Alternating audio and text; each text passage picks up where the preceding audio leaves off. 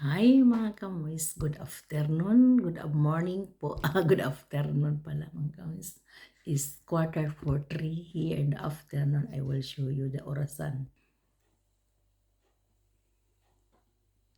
Iya.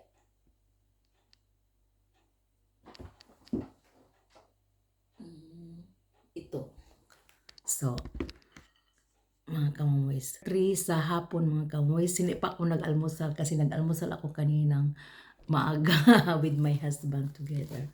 At saka ngayon is brunch na naman. Ano ako ng ano brunch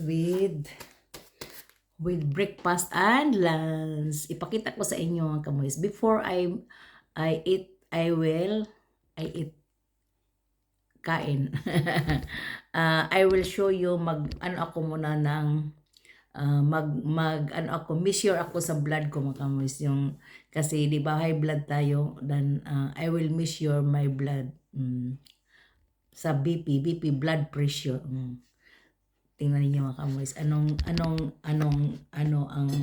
anong sabi sa measurement. So, I will measure right now. Ito mga kamuis. Like this, ang pag-measure ko. Oh, hindi niyo makita mga kamuis.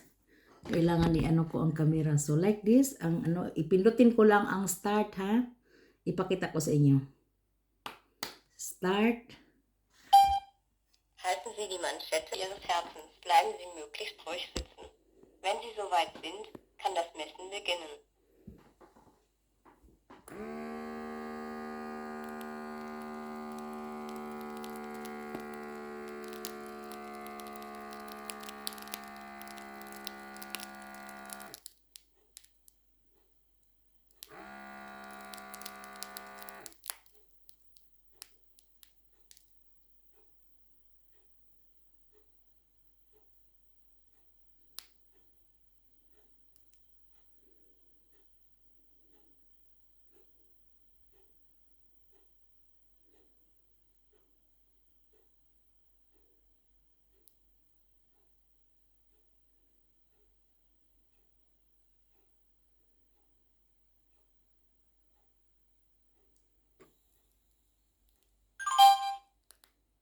Ihr systolischer Druck beträgt 152, Ihr diastolischer Druck beträgt 86, Ihre Herzfrequenz beträgt 63 Schläge pro Minute.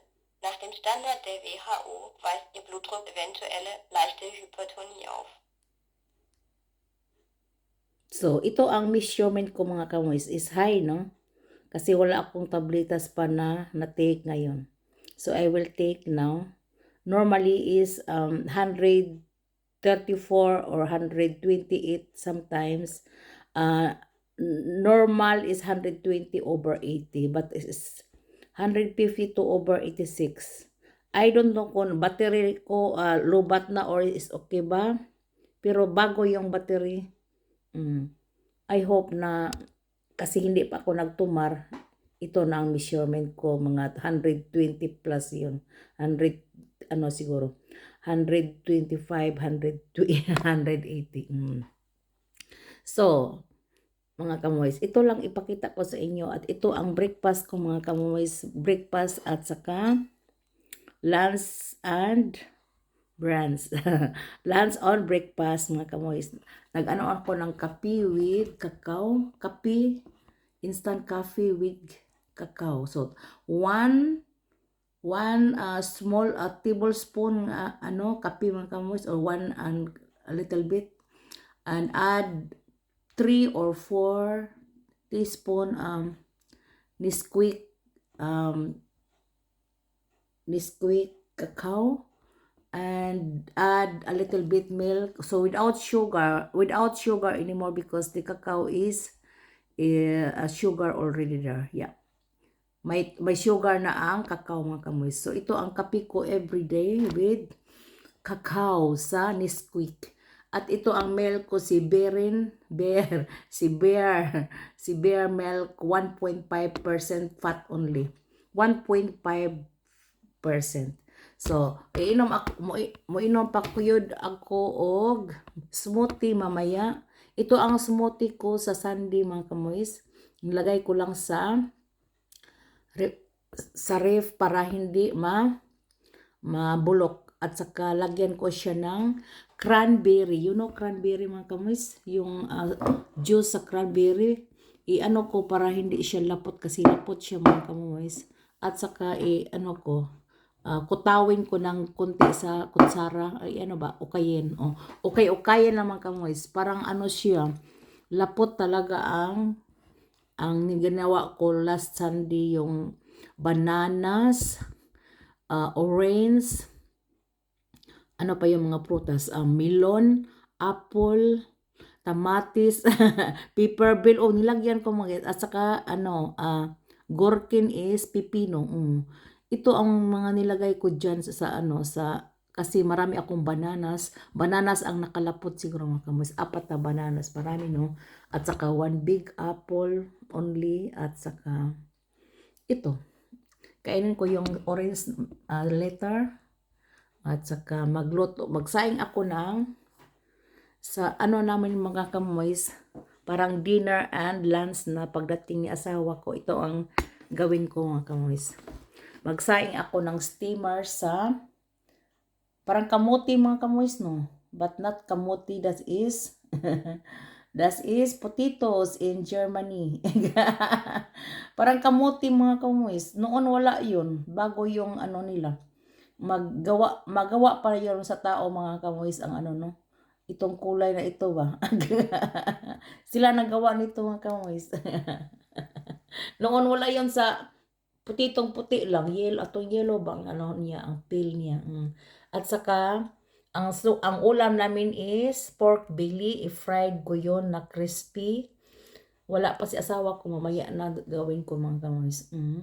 At saka kakain pa ako ng tamatis with orangs.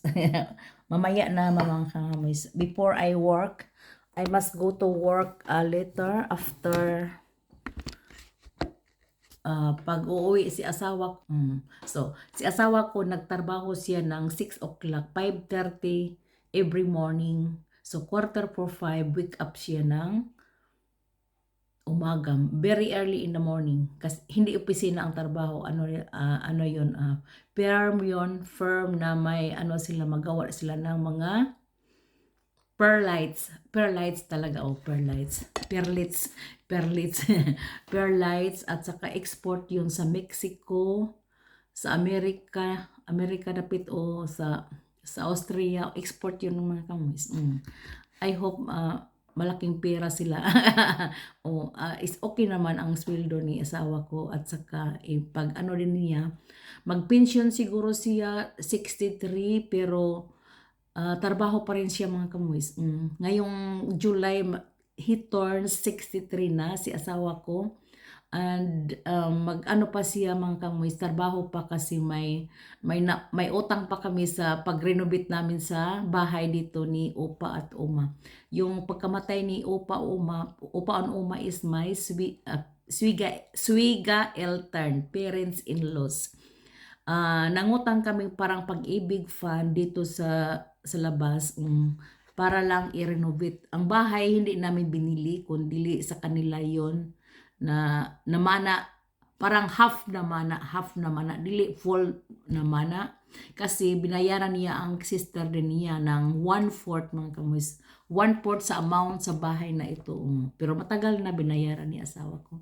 At saka yung pagkamatay nila, automatic na sabi ni father-in-law ko, kung kami ay mamatay na lahat, pwede na kayo makarenovate sa bahay.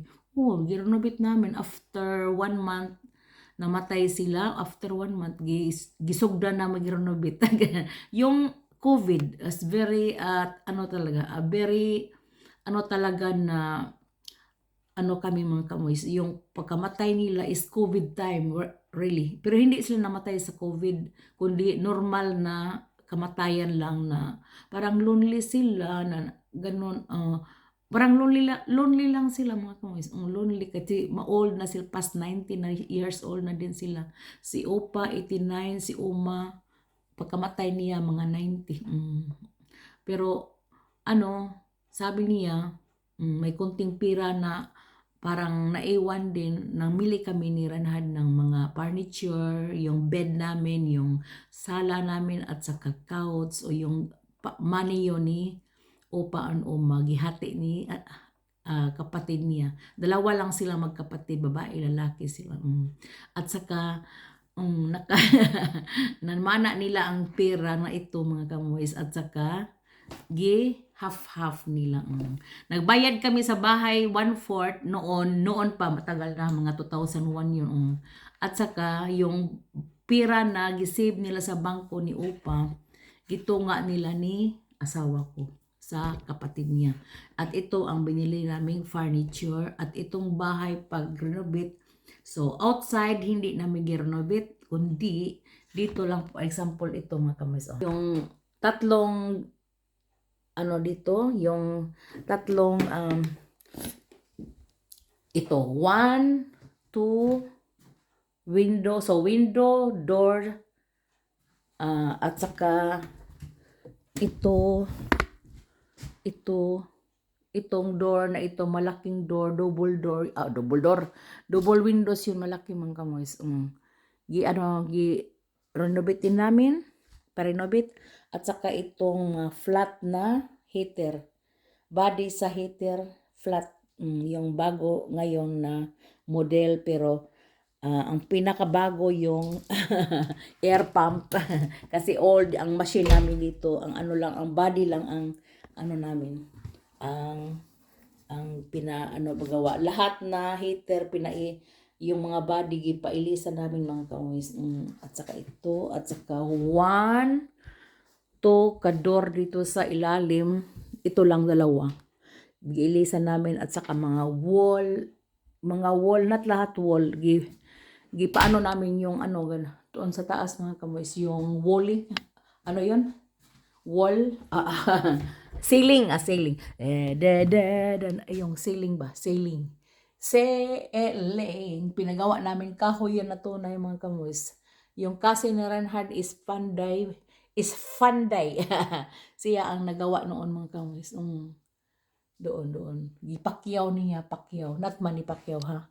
Pacquiao ba? Gipakyaw og ganang trabaho. Itong two ceilings dito at dito lang. Gipakyaw niya. At ito naman si asawa ang nagawa nitong sahig namin. Yung kahoy yun na tunay na kahoy. Pero not tunay, may pa, kunting plastikan, not plastic.